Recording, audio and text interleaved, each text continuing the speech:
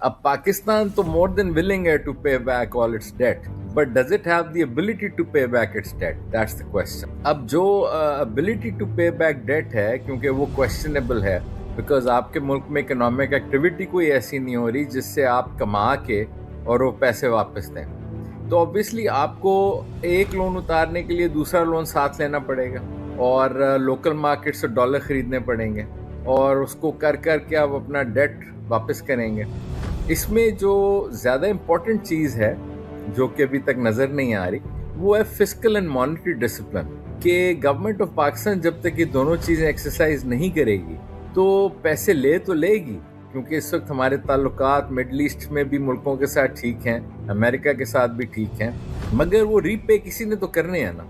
तो जहाँ तक मिलिट्री का सवाल है, मिलिट्री पॉइंट ऑफ व्यू से आपका जो within this the countries who have signed up to this pact, इनका आपस में तो कोई कंपटीशन इस तरह नहीं बनता.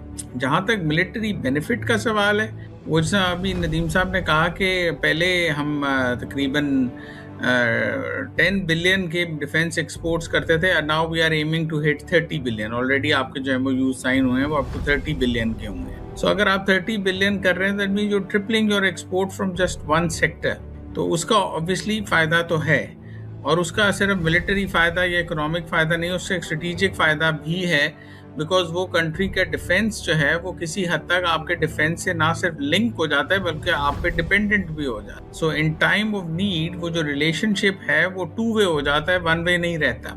उन्हें भी पता है कि उन्हें आपकी ज़रूरत है, अगर आपको उनकी ज़रूरत है तो उन्हें आपकी ज़रूरत है.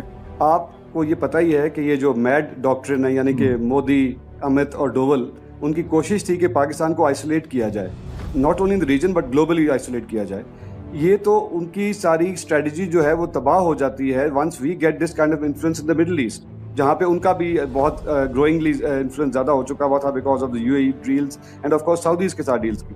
लेकिन अब क्योंकि हमारा वहाँ पे इनरोड हो चुका है, सो वो जो उनकी पॉलिसी थी हमें आइसोलेट करने वाली, वो तो अब जीरो हो चुकी है. सो बिल्कुल डॉक्टर औरंगजेब बिल्कुल ठीक कह रहे हैं कि इस इन्फ्लुएंस का पाकिस्तान को डेफिनेटली फ़ायदा है.